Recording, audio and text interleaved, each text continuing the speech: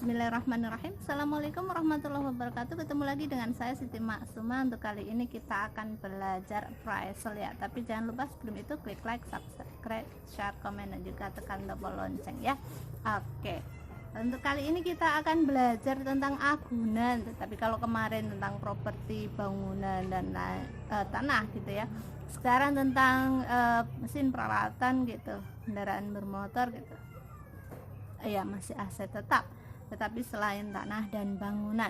Oke, tapi sebelum itu kita lihat syarat agunan secara umum dulu ya. Oke, syarat agunan secara umum menurut Pak Mulyono tahun 99 gitu ya.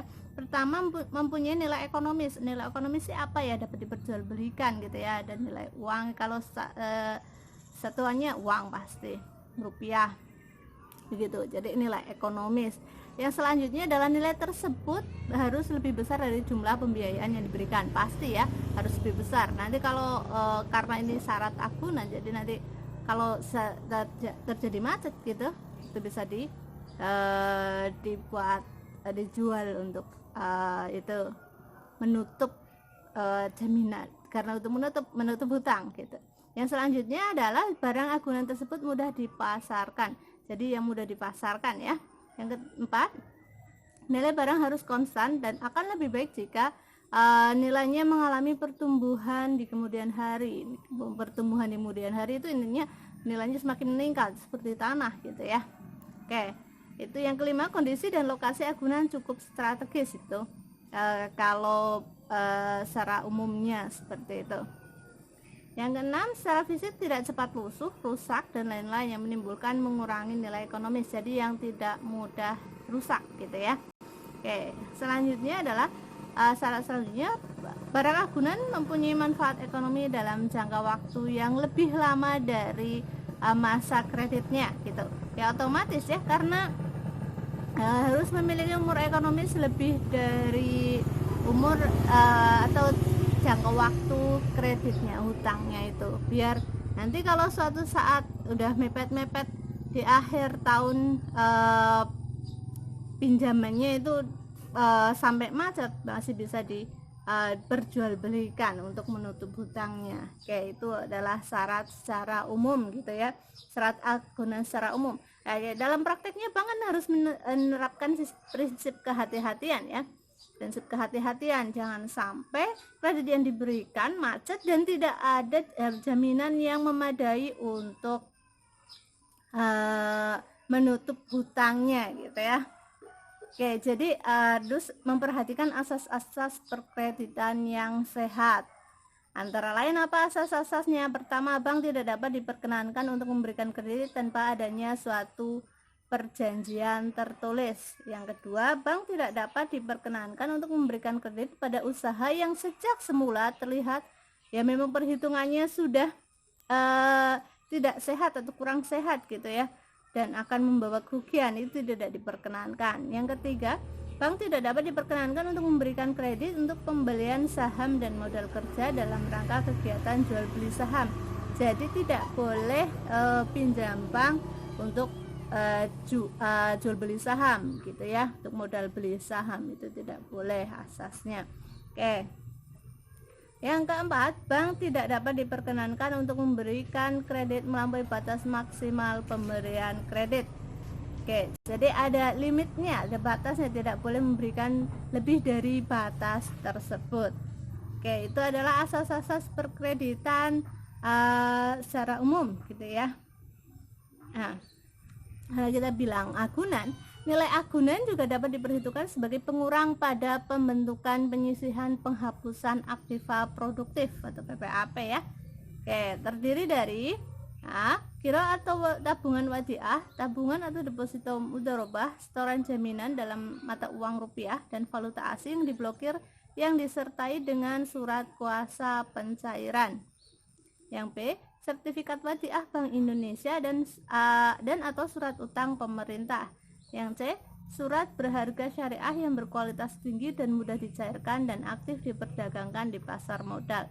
D, tanah, gedung, rumah tinggal, pesawat udara dan kapal laut dengan ukuran di atas 20 meter kubik. Oke, itu adalah agunan yang dapat diperhitungkan sebagai pengurang pada pembentukan PPAP. Oke.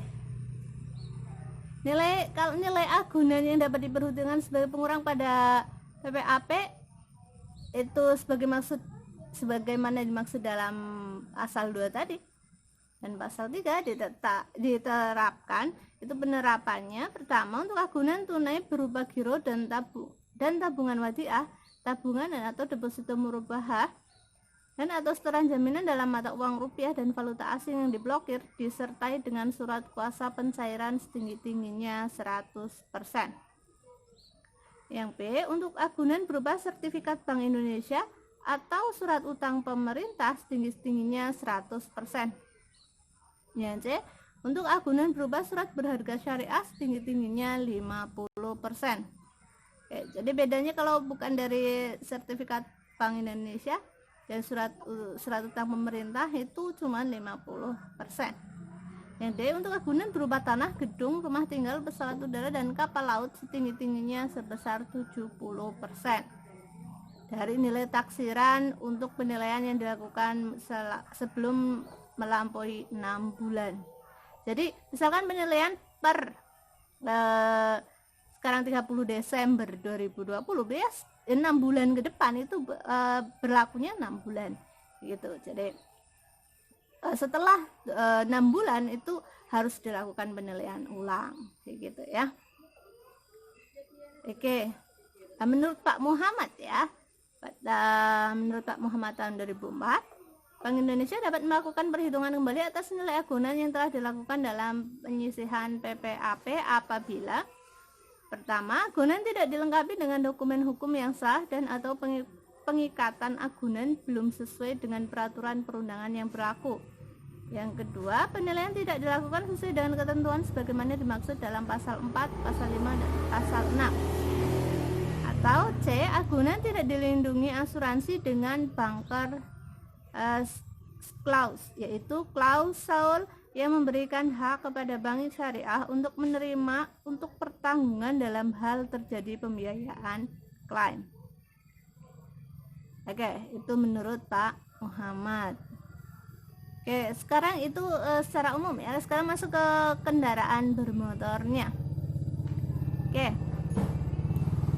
Kalau penilaian agunan yang berupa kendaraan bermotor, wajib cek informasi atas jaminan kendaraan yang diberikan secara detail kepada pihak ketiga untuk mendapatkan informasi yang diberikan, misalnya kondisi tentang ya informasinya itu tentang kondisi mobil, model mobil, merek, selera pasar,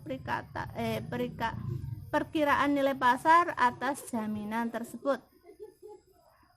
Oke, itu jadi kalau mau jaminannya kendaraan itu harus mencari informasi kepada pihak ketiga, pasti pihak ketiga yang dapat dipercaya. Dalam hal ini kalau misalkan mobil bisa ke dealer, begitu boleh. Jadi itu up to date dan benar informasinya ya. Oke, selain itu juga wajib cek keaslian dan keabsahan BPKB ke Samsat setempat, validasi harga dengan pihak ketiga diantaranya dealer setempat, daftar harga otomotif di media massa, perusahaan penilai jaminan atau appraisal independen.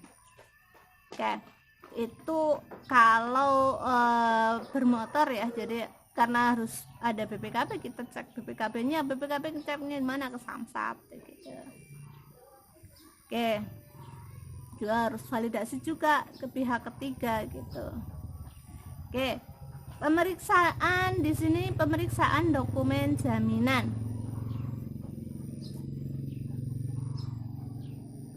Kalau misalkan itu kalau itu jaminannya kita bahas tanah gitu ya, walaupun kemarin itu harus memastikan sertifikat tanah gitu. Pastikan jaminan ditujukan oleh calon debitur adalah jaminan yang sama dengan dokumen jaminan yang diserahkan. Pastikan nama di sertifikat tanah sama dengan nama debitur. Jika ada perbedaan nama calon debitur antara dokumen identitas dan dokumen jaminan, maka calon debitur harus menyediakan dokumen pendukung atau surat pengganti.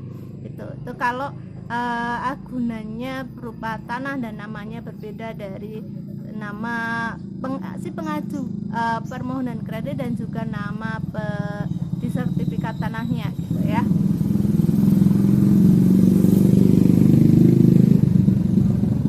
Oke, itu kalau pemeriksaan dokumen jaminan tanah itu harus hati-hati, itu lebih ke yang kemarin ya gitu. Dan juga jika sertifikat yang dijaminkan atas nama pihak ketiga, maka pastikan bahwa nama pada sertifikat sama dengan nama di KTP penjamin maksudnya ya, dan dokumen pendukung lainnya dan status hubungan antara penjamin dengan calon debitur harus divalidasi dan sesuai ketentuan yang diperbolehkan diperbolehkan bank ya. Pastikan juga nomor sertifikat yang tertera di sampul depan sama dengan nomor sertifikat yang tertera pada halaman buku tanah. Pastikan juga alamat yang tertera pada salinan buku tanah di halaman depan pada sertifikat sama dengan yang tercantum pada GS dan PBB. Oke, untuk memastikan nomor GS atau SU pada halaman salinan buku tanah di bagian halaman depan sama dengan nomor pada lembar GS atau SU-nya. Pastikan juga sertifikat sudah diroyak dan pastikan ukuran luas tanah pada sertifikat dan PBB adalah sama.